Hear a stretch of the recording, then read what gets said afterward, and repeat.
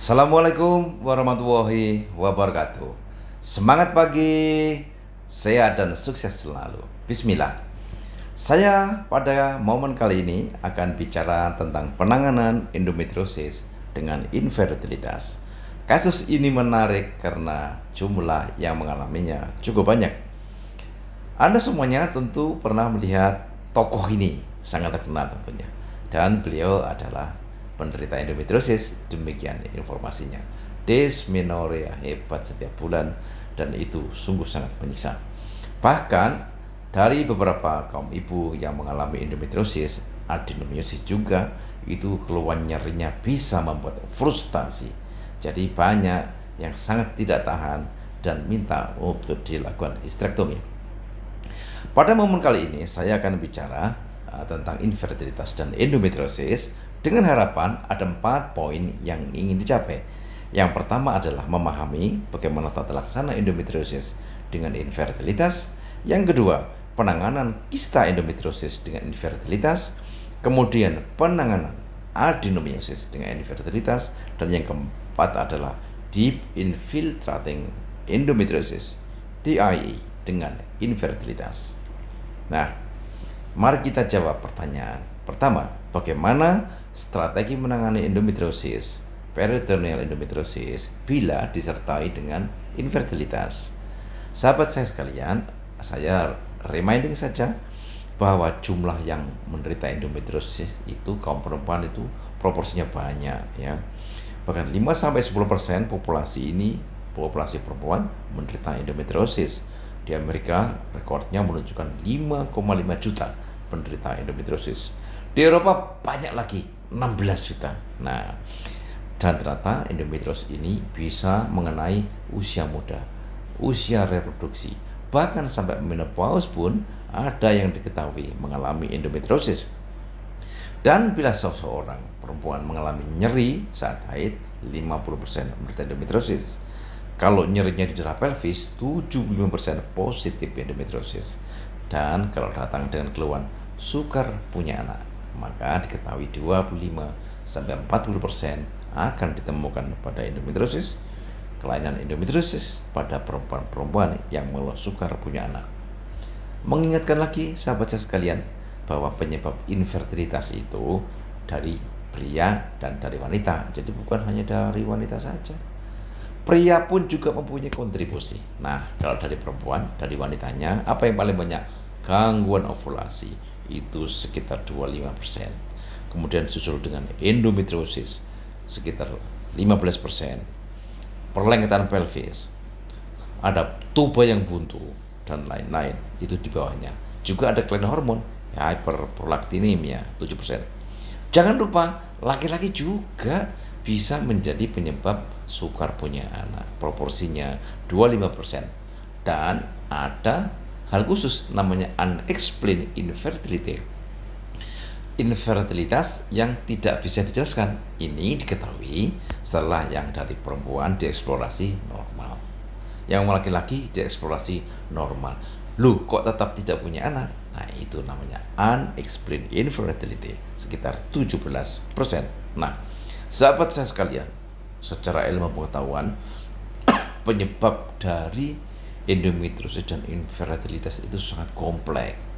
Jadi kalau endometriosis sendiri adalah disease of theory, sudah ratusan tahun ditemukan, tapi jawaban yang pasti belum ada. Pengobatannya lama dan mahal, dan ternyata bisa karena gangguan imun, bisa karena kelainan seluler, bisa karena pengaruh hormonnya, bisa karena pengaruh lingkungan, dan jangan lupa perilaku hidup ada di sini. Dan tentu para sahabat sekalian, merokok, menggunakan bahan-bahan tertentu, obat-obatan tertentu, diet tertentu, ini ada kaitannya dengan endometriosis. Dioksin, senoestrogen adalah pencemaran lingkungan yang erat kaitannya dengan endometriosis. Disinilah peran serta ilmu pengetahuan membuktikan bahwa endometriosis sangat kompleks patofisiologinya. Kalau kita sehari-hari, saya sebagai seorang dokter spesialis yang fokus kepada endometriosis, jadi ada 3 tampilan klinis endometriosis. Yang pertama namanya peritoneal endometriosis. Seperti gambar itu, Jadi endometriosisnya itu tersebar di lapisan perut, di lapisan peritoneum. Jadi menyebar. Ada bercak biru, bercak merah, ada hitamnya, ada yang putihnya, ada yang agak kuning-kuningan. Yaitu semua tersebar di lapisan perut atau peritoneum. Yang kedua, jenisnya adalah ovarian endometrioma atau kista coklat. Datang dengan kista. Keluarnya apa? Keluarnya kista, tumor dari indung telur. Dan ternyata kalau kita lihat secara sonografi, KAS-O ini adalah kista endometriosis atau kista coklat. Nah, dan yang ketiga adalah endometriosis di daerah belakangnya rahim yang berbatasan dengan rektosigmoid, yang berbatasan dengan usus besar dan anus. Kita sebut sebagai rectovaginal endometriosis. Ya, tapi ada juga yang retrocervical endometriosis, deep infiltrating endometriosis, DIE. Kemudian ada adenomyosis. Nah, pertanyaannya, tentu para ibu-ibu semua tidak tahu bahwa dia menderita endometriosis. Dia datang ke dokter itu pasti dengan keluhan yang dia rasakan dan subjektif tentunya.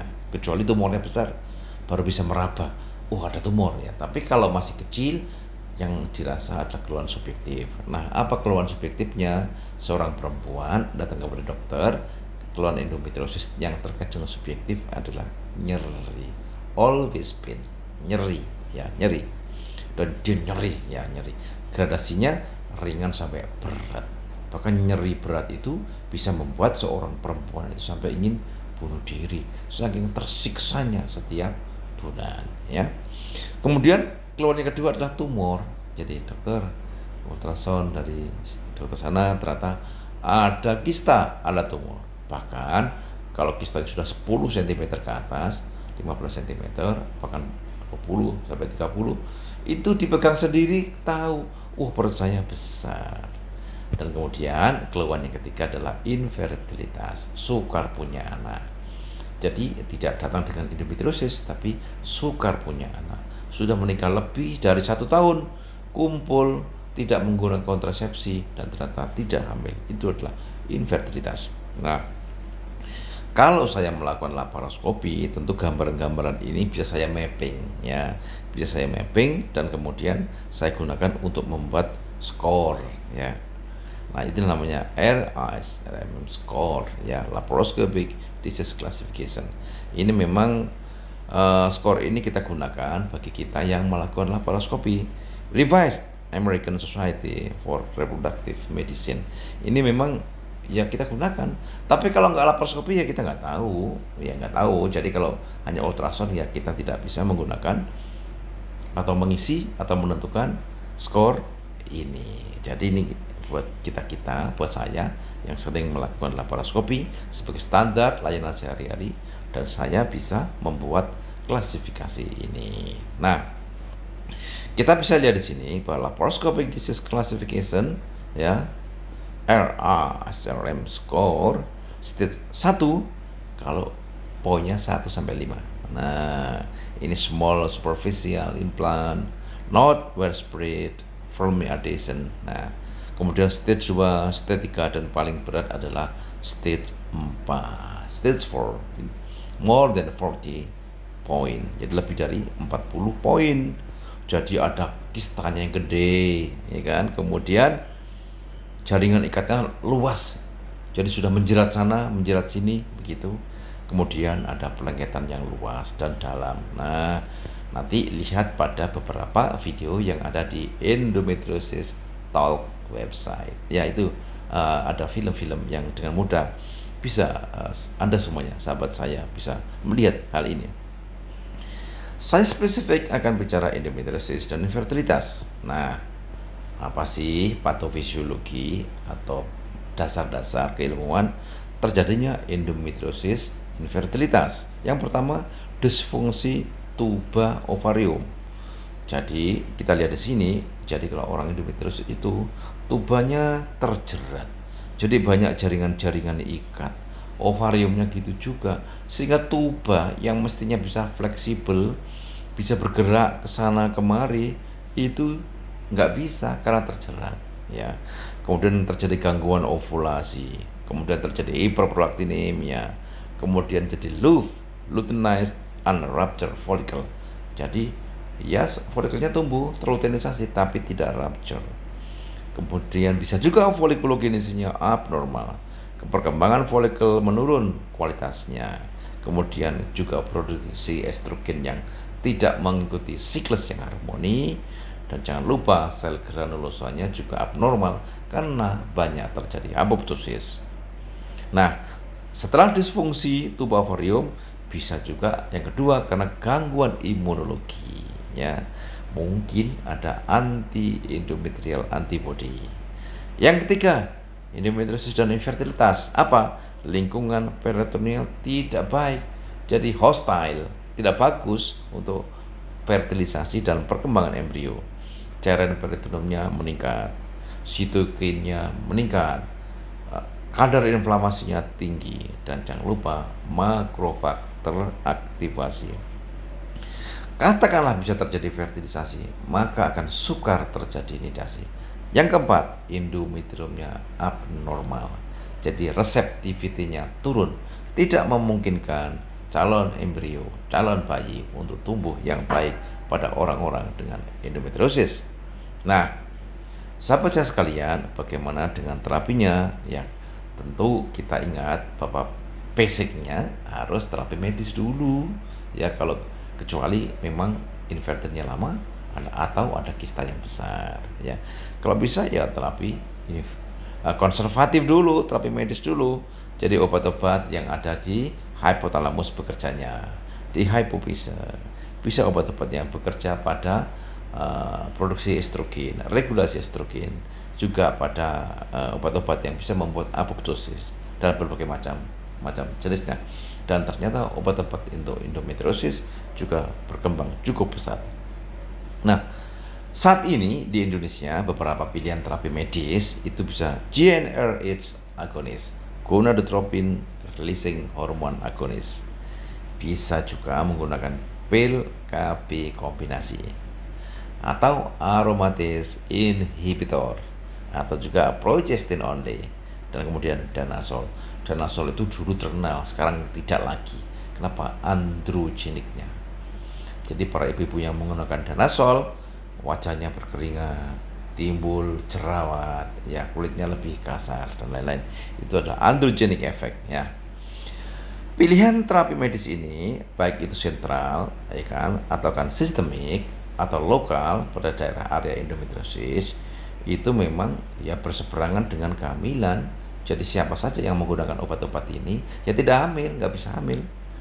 Kemudian obat-obat medis ini juga bisa menjadi pelengkap, penunjang pembedahan, terutama mereka-mereka yang pasca laparoskopi dari kista yang besar atau adenomyosis. Maka perlu diberikan obat-obat ini agar mengurangi kekambuhan, ya, menurunkan recurrence rate-nya. Dan jangan lupa, ini untuk maintenance jangka panjang, jangan kambuh, kalau bisa hamil dulu.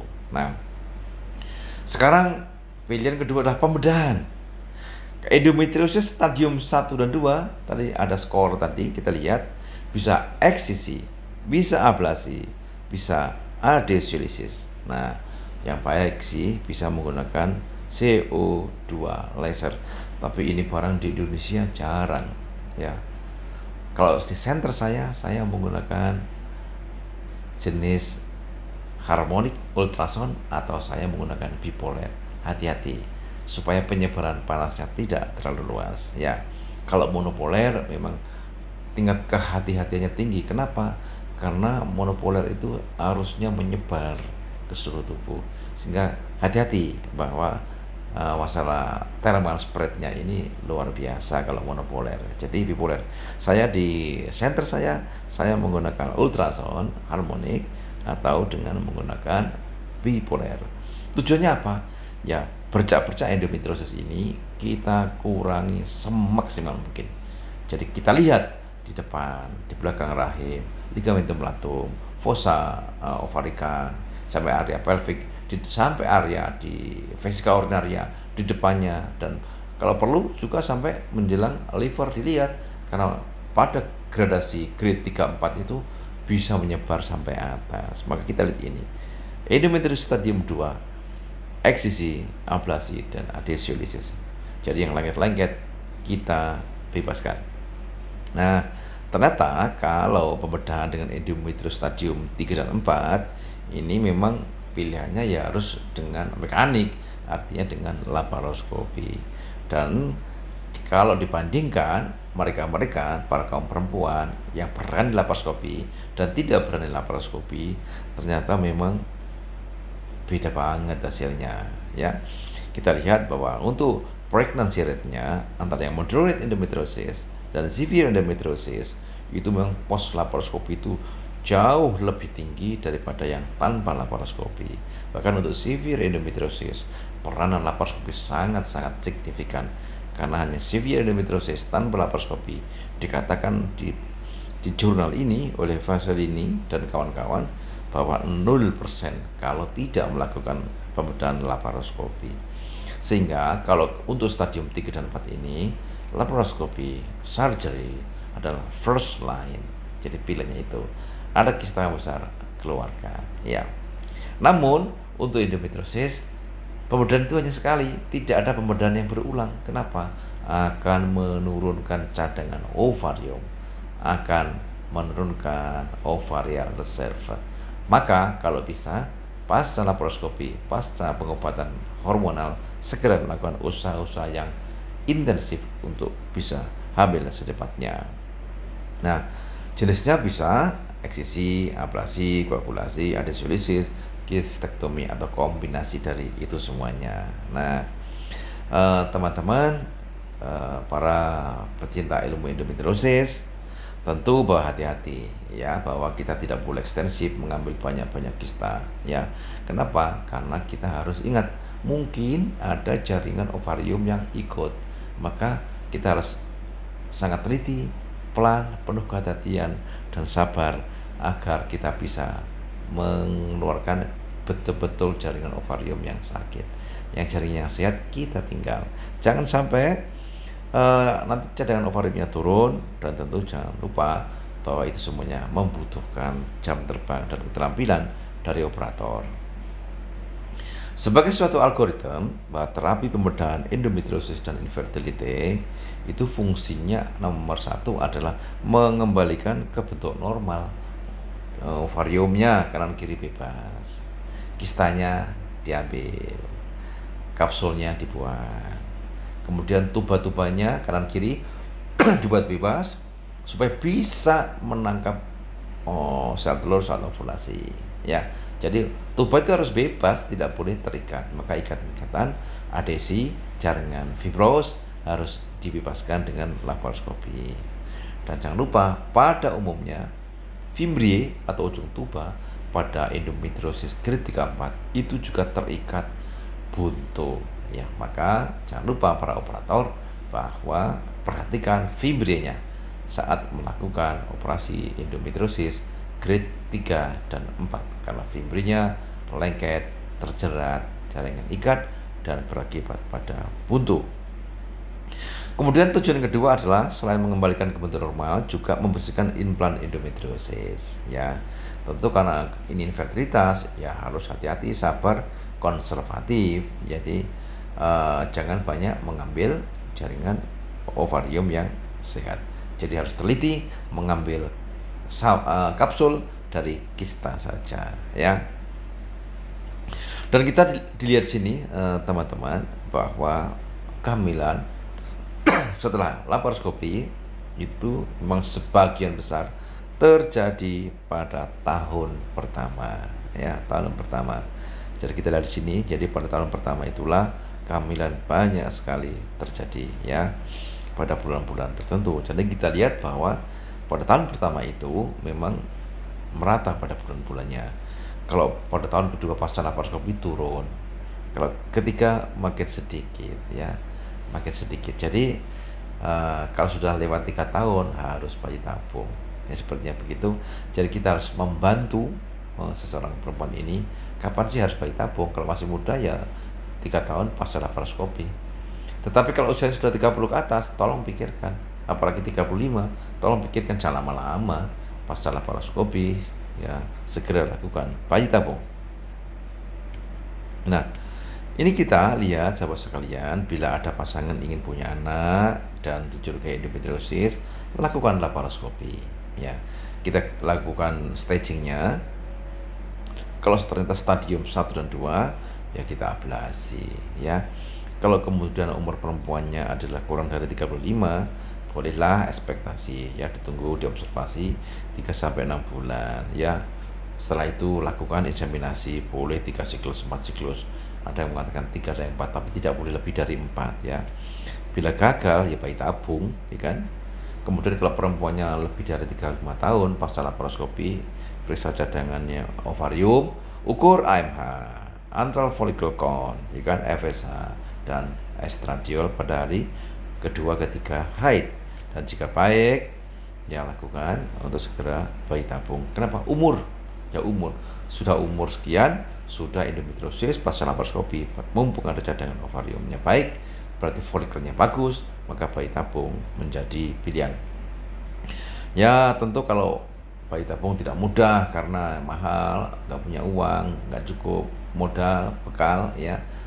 Oke, jangan putus asa, kita tidak boleh putus asa, kita lakukan stimulasi dengan minimal. Kita lihat, kita ada suruh datang pada hari ketiga haid, kita lihat dengan ultrasound berapa folikel antralnya, ya kan, antral follicle count-nya, antral follicle count kita ukur dari kedua ketiga haid, kita lihat ya, kita lakukan ya stimulus minimal, ya harapannya nanti kita teruskan dengan inseminasi. Ya, kemudian bagaimana kalau ternyata stadium 3 sampai 4? Nah, tentu bahwa kembalikan fungsi anatominya, ya kan? Jadi yang menjerat, yang jaringan fibros, jaringan ikat, kita bebaskan. Tuba kita bebaskan, potensinya kita jaga. Juga ovarium, kalau ada kista kita buang. Kita lakukan kistektomi. Kemudian dilakukan pemeriksaan cadangan ovarium, ya. Kemudian jangan lupa pasca laparoskopi saya sarankan untuk menggunakan generate agonis, ya paling nggak 3 siklus dan segera memasuki bayi tabung. Karena apa? Memang tidak mudah. Kalau endometriosis stadium 3 dan 4 secara teknis susah, dan itu banyak jaringan yang akan diangkat, kistanya besar, ada bagian tebal, ada yang bagian tipis.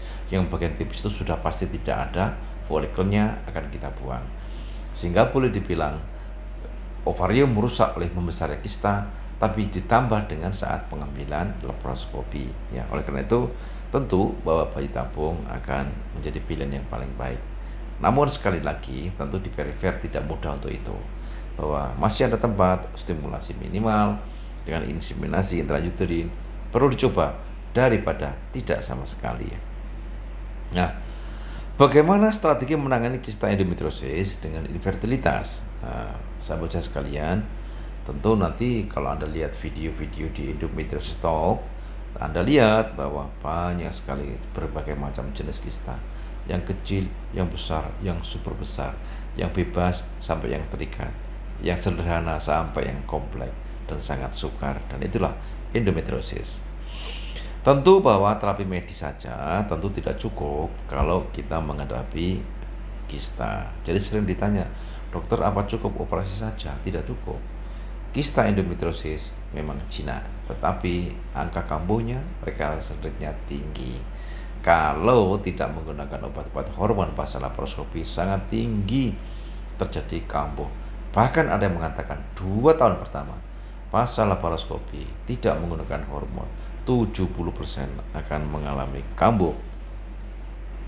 Dan terlihat bahwa peran laparoskopi besar, ya, laparoskopi besar, bahwa kehamilan 52% itu akan hamil pada endometriosis yang moderat dan 45% pada endometriosis yang berat bila telah dilakukan laparoskopi.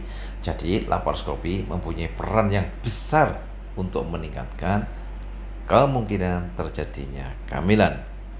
Studi pada 814 wanita dengan endometrioma, ya ternyata bahwa kumulatif pregnancy rate-nya 51% ya setelah kombinasi antara laparoskopi dengan GnRH agonis, gonadotropin releasing hormone agonis ya. Dan memang betul mayoritas terjadi pada tahun pertama pasca laparoskopi. Nah, kemudian orang bertanya, sesungguhnya apa sih indikasi pemudahan? Berapa sih ukurannya? Ada pertama, mengurangi ukuran massa tumor. Jadi kalau tumor atau kista itu tumbuh, pasti akan merusak ovarium. Kenapa? Dia akan menekan dan merentangkan ovarium, dan berarti ovarium makin tipis. Sehingga kalau ovarium terjadi kista, itu ya otomatis dia pasti akan rusak cadangannya. Makin lama makin berat bila tidak dilakukan laparoskopi. Apakah dengan endometrioma diambil itu akan meningkat? Tentu saja dibandingkan dengan yang tidak diambil pada stadium 3 dan 4 memang beda. Bahwa orang-orang, perempuan pada gradasi atau stage 3 ya dan 4 itu antara yang tidak laparoskopi dengan laparoskopi beda banget. Bahwa yang pasca laparoskopi dan hormon ternyata pregnancy rate-nya signifikan tinggi ya.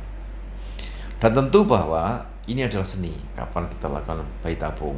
Apakah kalau ada endometrius kecil harus laparoskopi dulu atau langsung bayi tabung? Tentu ini adalah seni dan itu tergantung kepada clinical judgment dari dokter yang menanganinya.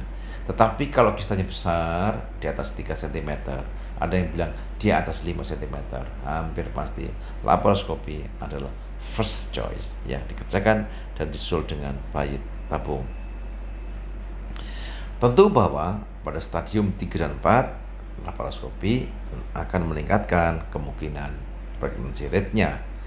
Oleh karena itu, preoperasi tentu kita yang menangani endometriosis dengan infertilitas itu kita lakukan berapa sih cadangan ovariumnya dengan ultrasound, dengan antral follicle count-nya pada hari kedua atau ketiga haid. Jangan lupa mengukur anti Mullerian hormone. Kalau ada kista dan dilakukan endometriosis, bagaimana tekniknya? Nah, ada 3 teknik. Kalau saya melakukan laparoskopi, ada kista, maka ada beberapa teknik ini. Yang pertama yang akan saya kerjakan. 1, saya kalau memang nggak ada bagian yang tipis, semuanya bagus, kista saya buka, saya eksplorasi, maka saya lakukan kistektomi, yaitu mengeluarkan kapsulnya saja, isinya dibuang, kapsulnya kita keluarkan, namanya kistektomi. Kemudian ada juga yang sangat kecil, kista mungkin setengah senti ya, 1 senti, dan ternyata kita bisa lakukan ablasi. Yang paling bagus sih dengan laser atau argon. Kalau bipolar itu panasnya memang lebih banyak, apalagi monopolar, aduh, jadi thermal spread-nya luas. Jadi untuk ablasi ini saya memang tidak menggunakan monopoler, jadi saya menggunakan bipolar ya. Seandainya di center ada laser, ada argon, wow, luar biasa, itu sangat bagus ya. Tetapi teknik yang ketiga adalah bila kistanya besar, ada bagian yang tipis yang mudah pecah dan ada yang tebal, maka yang tipis yang pecah ini saya yakin sudah tidak ada lagi folikelnya, maka yang tipis ini saya buang, saya cut, saya potong ya, dengan menggunakan harmonik atau dengan menggunakan laser. Karena itu sudah nggak ada folikelnya lagi, untuk apa dipelihara, untuk apa ditinggal, maka kita buang. Yang kita tinggal adalah bagian ovarium yang masih tebal dan di situ ada folikelnya. Maka pada area itu kita pertahankan dan kita mengambil kistanya, jadi kistektomi. Maka yang ketiga ini adalah kombinasi antara sebagian dibuang dan sebagian dikistektomi, parsial ovarektomi dan kistektomi. Nah, ini menjadi kombinasi yang atau pilihan yang keempat. Maka sahabat saya sekalian, tentu bahwa kista endometriosis saat laparoskopi kembali lagi kepada clinical judgment dari operator. Prinsipnya adalah pertahankan daerah ovarium yang tebal karena di situ banyak folikel dan itu sangat penting untuk infertility-nya. Dan tentu kalau ditanya dari 1, 2, 3 dan kombinasi tadi mana yang paling baik, ya tentu bahwa prinsipnya adalah yang paling baik adalah kita bisa mempertahankan jaringan ovarium semaksimal mungkin. Yang rusak, yang tipis kita buang. Dan jangan lupa ablasinya menggunakan laser atau argon. ya. Terpaksa ya bipoler, ya. Begitu, ya. Kita lihat di sini bahwa kalau seorang operator, seorang dokter melakukan laparoskopi, tentu harus tahu kembalikan kepada struktur anatomi yang normal, ya. Kemudian juga harus bisa menjahit kalau memang diperlukan untuk menjahit, dan jangan lupa menguasai alat laparoskopinya dengan bagus, ya, dengan bagus. Kita lihat di sini, ini adalah ablasi, teman-teman. Kista, ya isinya kista coklat, namanya kista coklat, itulah kista endometriosis. Kita buang, kita aspirasi, kita bersihkan, dan kita eksplorasi permukaannya. Apakah halus? Apakah ada bagian-bagian yang solid? Apakah ada bagian-bagian yang papil? Kenapa?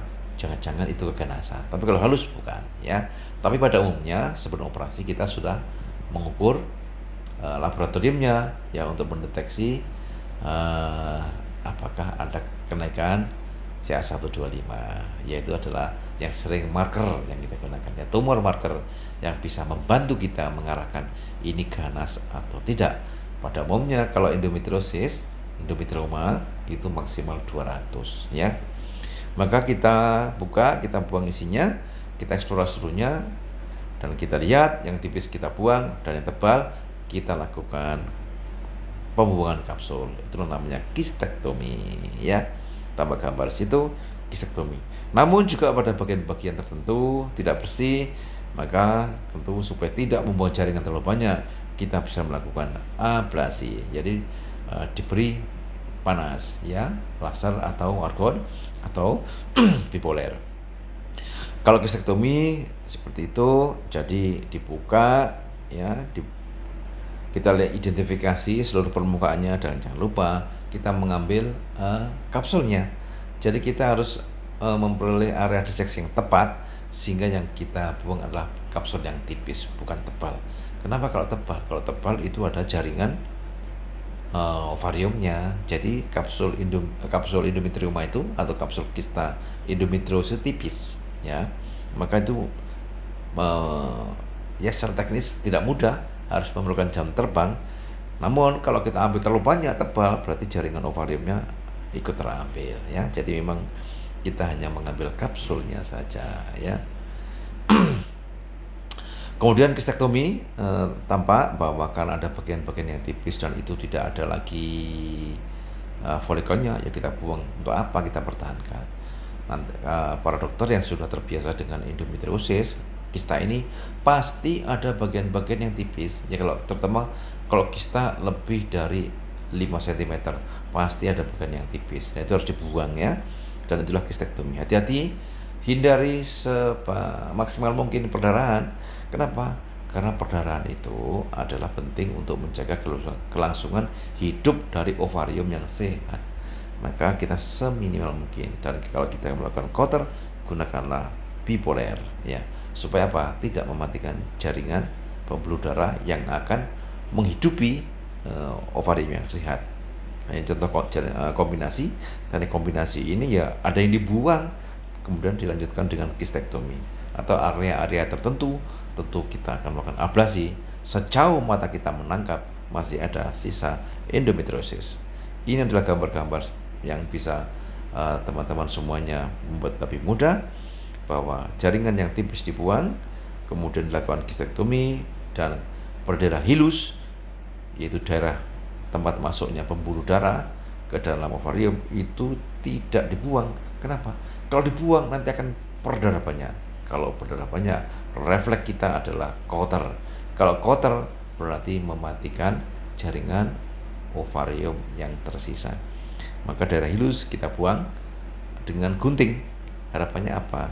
Ya jangan sampai membuat pembuluh darahnya nanti habis, ya, karena kotor kita.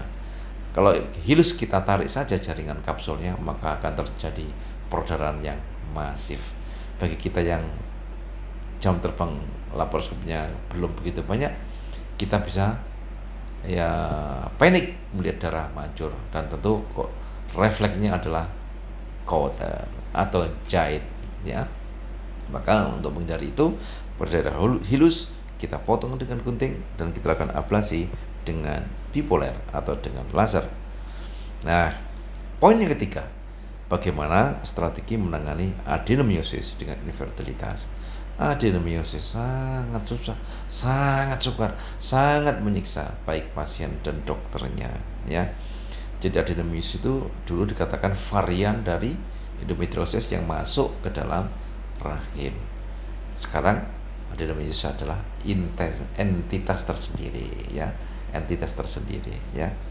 Jadi adenomiosis itu ditandai dengan rahimnya yang besar, bentuknya tidak beraturan, ya kan, banyak pembuluh darah, lengket sana, lengket sini, ke belakang lengket rectus sigmoid, lengket indung telur, lengket tuba dan semuanya. Ini sungguh susah dan keluarnya adenomiosis itu nyeri dan super nyeri, ya.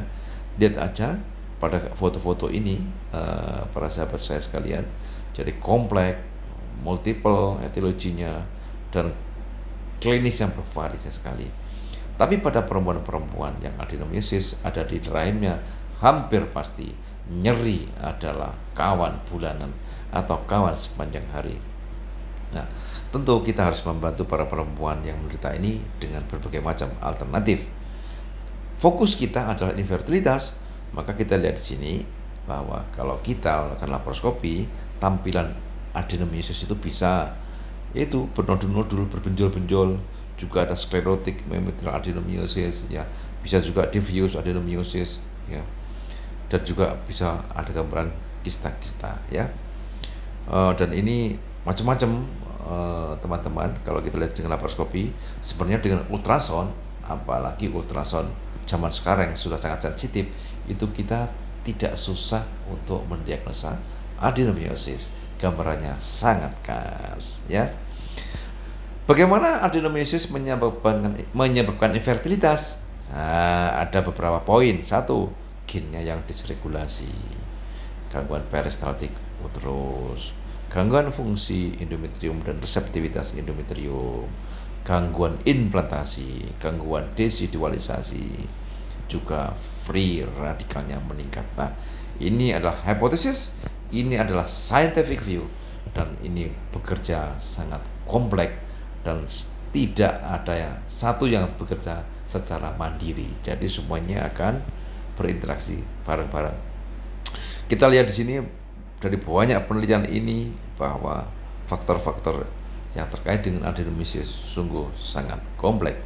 Nah, kita lihat di sini sahabat saya sekalian, bila kita mencurigai ada adenomiosis dari anamnesis, nyeri terus, perdarahan yang tidak teratur dan sangat sukar punya anak, maka lakukan pemeriksaan umum, pemeriksaan ginekologi yang teliti. Jangan lupa TUSE, jangan lupa inspekulo.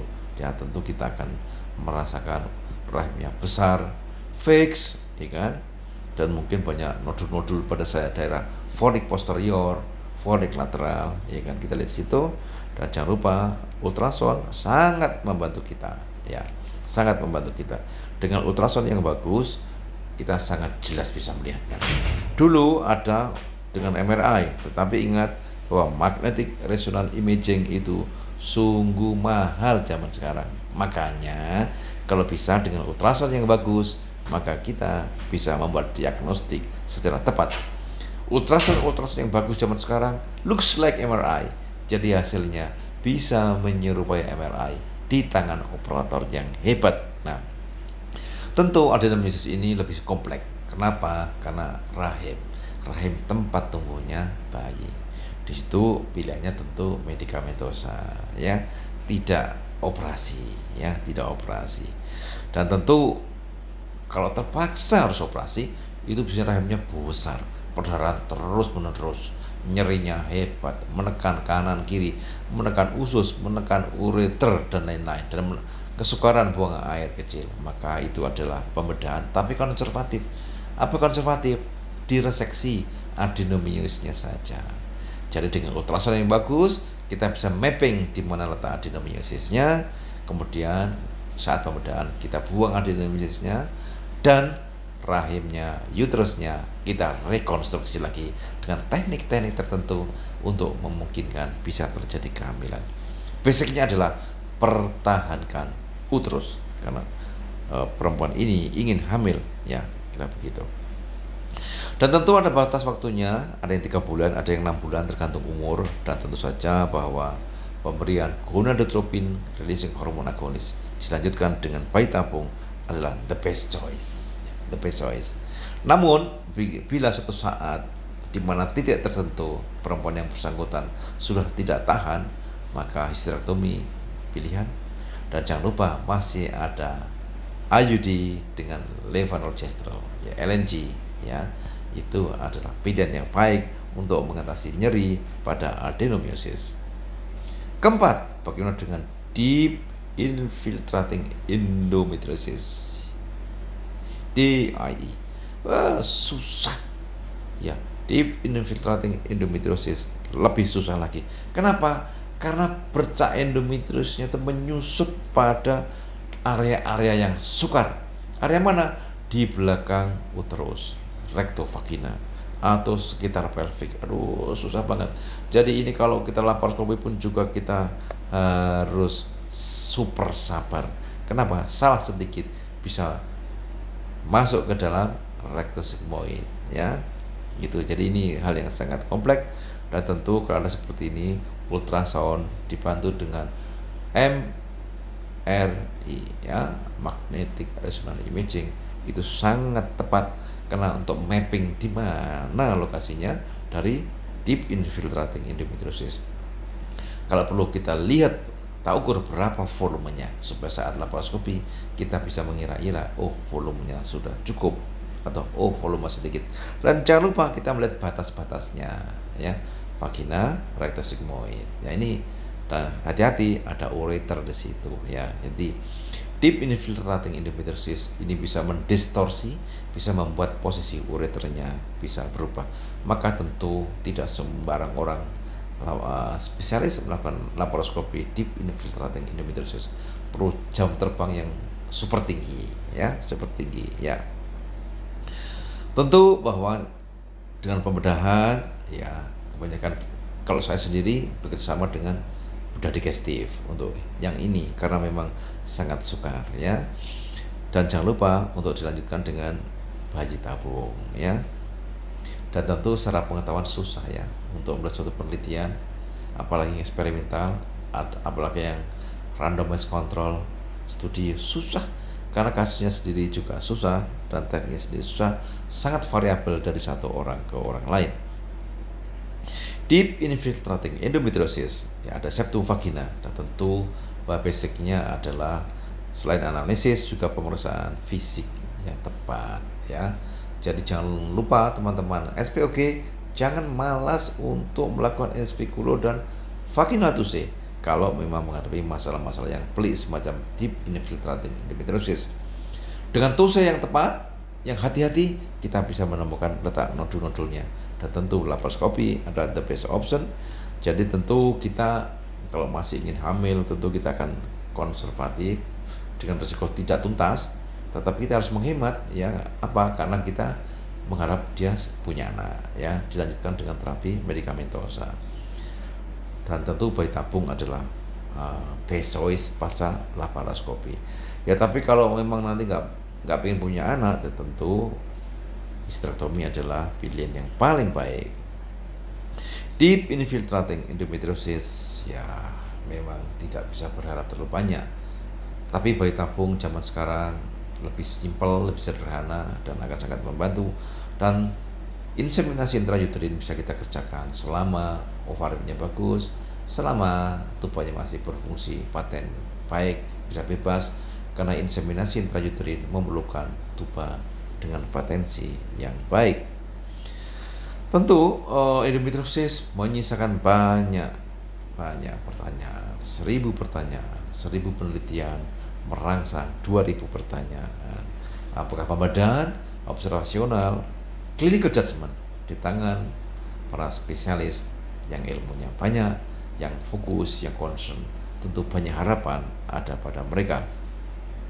Yang jelas adalah pembedahan itu menjadi pilihan terutama pada usia-usia tua, ya, karena bagaimanapun juga tumor pada usia tua itu lebih cenderung menjadi keganasan, ya. Dan dengan pembedahan menunjukkan bahwa ada penurunan nyeri yang signifikan, ya. At least dengan pembedahan kita bisa mendapatkan jaringan untuk pemeriksaan histologi dan meyakinkan bahwa it just endometriosis atau ada cenderung malignansi, dan ini tentu menjadi sangat variatif dari satu individu ke individu yang lain. Pada usia-usia menjelang menopause, ada tumor, ada kista, jangan lupa bahwa pembedahan adalah opsi yang bagus. Sebagai the last summary, ya, bahwa endometriosis itu memang menanganinya seperti seni, ya. Jadi ada ilmu, ada seni, ada teknik, ada jam terbang, dan tentu itu bukan masalah yang terlalu kompleks. Asalkan para dokter-dokter spesialis mau fokus, mau melatih diri, mau terus belajar, terutama dengan laparoskopi, maka endometriosis yang sulit-sulit ini, endometriosis dengan infertilitas, bisa kita handle dan bisa memberikan harapan yang baik kepada para perempuan, para pasangan yang sangat menginginkan anak dengan problematika endometriosis. Demikian, terima kasih. Mohon maaf bila ada yang kurang. Semangat pagi, sukses selalu. Wassalamualaikum warahmatullahi wabarakatuh.